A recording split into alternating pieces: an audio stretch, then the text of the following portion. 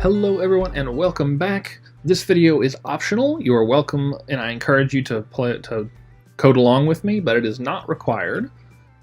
What we're going to be doing is we're going to be creating a basic to-do list, and all we're going to do is log it to the console. We don't have the skills yet to update the website, to update the DOM. That's actually coming next week, and it's probably my favorite part of this entire course is when we start to, it's when it really starts to come together and you can see the magic that you can do when you combine JavaScript, HTML, and CSS. But for now, we're going to still be in the console. And let me just kind of demo this for you, what this looks like. What do? Well, I want to show my to-dos, because you'll see right here we can either show, new, remove, or quit. Let's show. And down here, I have one to-do list. It's to walk max. What do? I want to make a new one. Let's do play with kids. And then show, and now I have both of those. And now, let's see, we want to remove. Let's remove walk max. And then show, now I have play with kids. And then let's quit, and it goes away. So that's basically what we're going to create. So I'm over here in Atom, and I have created a HTML document with my boilerplate. I called it to-do list. I added a LI with all the instructions that you saw, an unordered list, LIs, and then I added my script tag. And here is my scripts. Let me go ahead and refresh this page, and nothing is happening now because I haven't added any logic. All my JavaScript is gone. So the first thing I need to do is make my list. And so let's make a const to-dos equals, you could make it an empty array, but I like to put some data in there just to start. I did walk max, you can put whatever you want. So that is our constant, and if I refresh this page and come in here and look for it, it's there. So now I need to get some input from the user. So let's call it let input, because this is going to be updated based on what they do, equal prompt, because remember prompt is how you get information from the user, and what would you like to do? And then I always recommend when you're getting, oops, it would help if I could spell prompt right. I always recommend when you are getting input from the user to make it in case sensitive. So to lowercase, like that. That will take whatever they put, it doesn't matter if they make it caps or not, and make it lowercase. It makes it a lot easier when you're checking for data. So let's make sure that works. Refresh my page. Boop.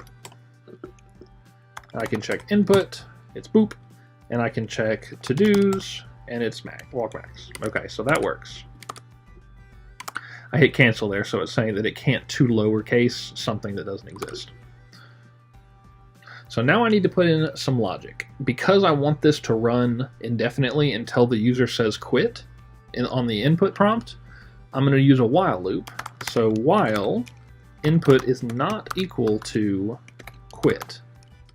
So this is going to run forever as long as input never equals quit.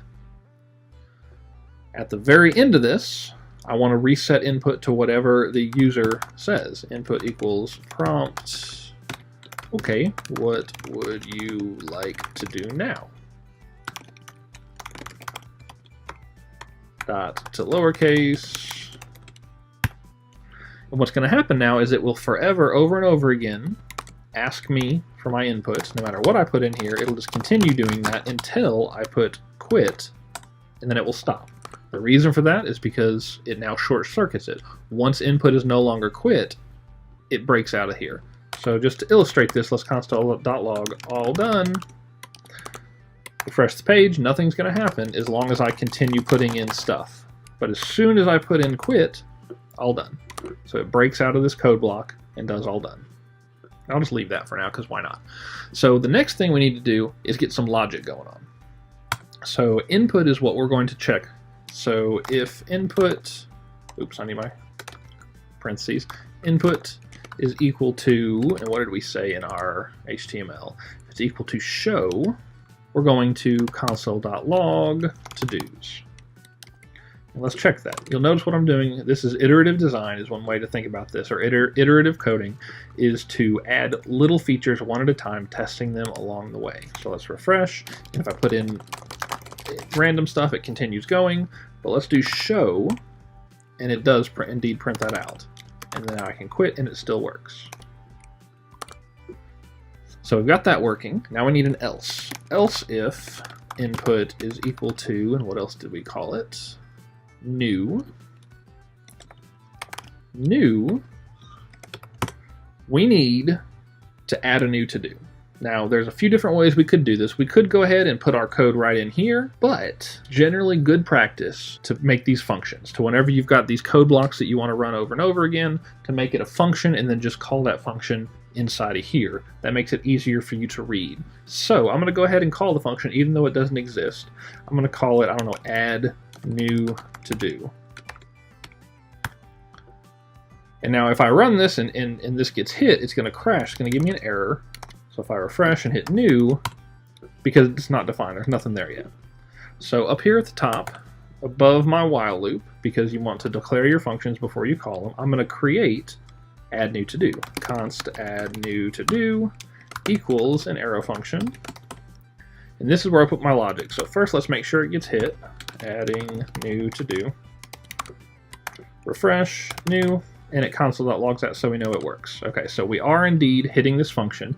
By the way, you'd be amazed how many times people will forget to do this and make sure their function is actually being called and then get really frustrated when nothing's happening because their function's never being called because they made a typo or something. Always a good idea to call your function and just log something and make sure that it does that. Same thing as when you're linking your HTML to your JavaScript, alert something at the beginning to make sure they're actually linked. So if we're going to add a new to-do, we need to get that to-do from the user and then push it into the to-dos array. What I'm going to do, we could do this a couple different ways. I'm going to do it the long way first and then refactor it into a shorter way. Const new to-do equals prompt, because I'm prompting the user, what would you like to add? And then to-dos.push new to-do. And let's see if this works. Refresh my page. I want to do new. What would you like to add? I'm just going to do random stuff. And now let's show, and it worked. Walk max and random gibberish. So this is perfectly fine. This is one way to do it, and there's nothing wrong with this. However, we could be a little bit more efficient. Instead of creating a variable and then calling that variable, we could simply take this, put it inside there, and get rid of that entirely. So to-dos.push, whatever this prompt is. So save, and let's make sure this still works. Refresh my page. We want a new one. Do the thing. And then show, and it still works just fine. So that was just a very small code refactor to make it a little bit more brief, make my code a little bit more efficient, a little bit more lean. So now I have this add new to do. You can see that right now, while I'm in my main loop, I'm going to put a little bit of space between those, and I might be a good idea to function declarations, and then main loop. Just kind of comments to set the code off a little bit more. Right now, I can just look at my main loop, and I can look at the logic and say, okay, this is going to add a new to-do if input is new. I don't have to worry about the nuts and the bolts of how it's going to do that. I can just look at it and say, okay, this is going to add a new to-do. So I don't need to, I can kind of offload that to here. And if I notice there's a problem with this, I can ignore all the rest of this and just focus in on this one function and get it done. It makes it a whole lot easier to maintain your code if you break it off into little functions like that. So we've added a new to-do, but now we need to be able to remove one. Else if input equals, and what did we say? I think it's remove. Yeah, remove. We're going to remove to-do. And again, we have not created this function yet, so let's do that. Const remove to-do, oops, equals arrow function body. Now, that's a little trick in Atom I've just imported. It's just an arrow function with a body. Now, what are we going to do for remove to-do? Well, remove to-do is going to prompt the user for which to-do to remove. Then it's going to check to see if that to-do is in the list. If so, remove it. If not, show the user an error and really you just show the user an error because it will immediately, after showing the user an error, start this input, what you would like to do now. So we're going to prompt the user for which to do to remove. So const to do, or to be removed, we'll call it, equals prompt, what would you like to remove? And then we're going to check to see if that's in the list. So there's a few different ways we could do this. We could do array.include. So we could do todos.includes and then put in to be removed. And that will return true or false. And we could use that. So if this is true, move on. If not, show the error. That's one option we could do, and that would work fine. However, that's going to require a little bit more work because then we're going to have to go back and get the index of that item in order to remove it. However, if we just do index of to be removed, that'll give us the index, and if it's not there, it'll return -1. So it's kind of a two birds with one stone. So let's set const I equals that. So if I is not equal to -1, do that, else show the error. So if so, remove it. Because remember, whenever you're running index of, if it's there, it returns the index. If it's not there, it returns -1. So let's show the user an error, console.log, that's not an item on your list. Sorry. Wah, wah. So let's check and see if that works.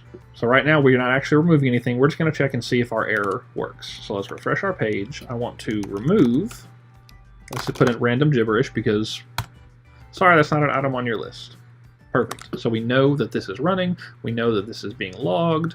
But now we need the logic to remove the item from the list. There's a lot of array methods that we could use to remove items. There is shift, there's pop, but remember that only removes items from the beginning or the end of the list. We need to be able to access any item in this list. So we're going to use splice. We're going to, so this is if the item's on there, we're going to todos.splice.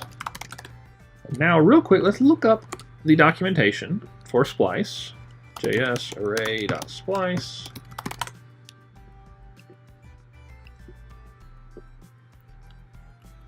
We want the start and then how many to delete.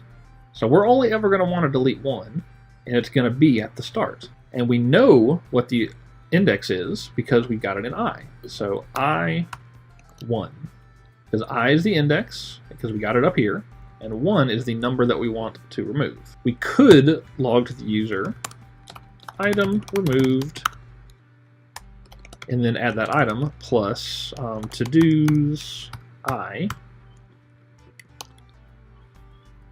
and let's see if this works. Oops, I refreshed the wrong page. Let's refresh this page. What would you like to do? Let's new and just add 1, 2, 3. Show. Now we've got walk max and 1, 2, 3, and let's remove 1, 2, 3. Item removed undefined. So something's not right. There's a problem because we've just removed that item. It no longer exists, so we can't access it there. So instead, let's put this first and try this again. So what would you like to do? Add or new 1, 2, 3. Remove 1, 2, 3.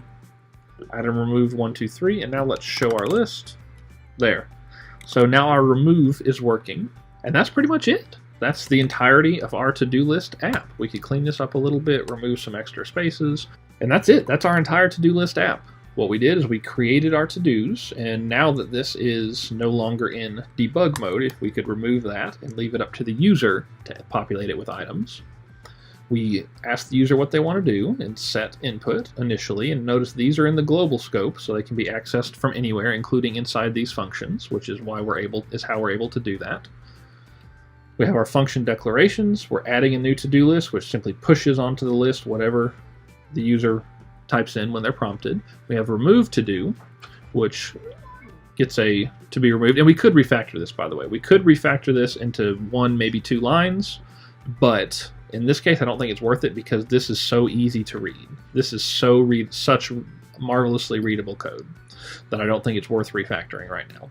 So we're getting the to be removed constant from the user, and then we're checking to see if it exists and getting its index at the same time, because if it doesn't exist, index of will return -1, which jumps down here, telling it's not an item on the list. However, if it does exist, it gives us the index. We're console.logging, telling the user, hey, we're removing this item, and then we are actually removing the item. So remember, we had to switch these because we have to tell them about it before we remove it, otherwise we can't access it because we can't get there after it's been removed. Then inside of our main loop, we are using a while loop to continually run forever until the user says quit. And then we're checking to see what the input is. If the input is show, showing the to-dos. If the input is new, we're adding the new to-do by calling that function. If the input is remove, we're removing a to-do by calling that function. And then after all that's run, we are asking the user again for what they want to do. This way the user can at any time hit quit, and it will bump them out of that loop, and once they're done, it'll console.log all done. I hope you enjoyed going through this code. This is a very simple to-do list app, but it kind of helped us use and practice our array methods, and let us build something that's kind of cool. It doesn't look good yet because we're still using the console, but hopefully next week we'll get into some really cool things, and I'll show you how you can update the DOM and update the web pages dynamically to do some really cool stuff. As always, if you have any questions, please let me know. I'll be happy to help. Thanks.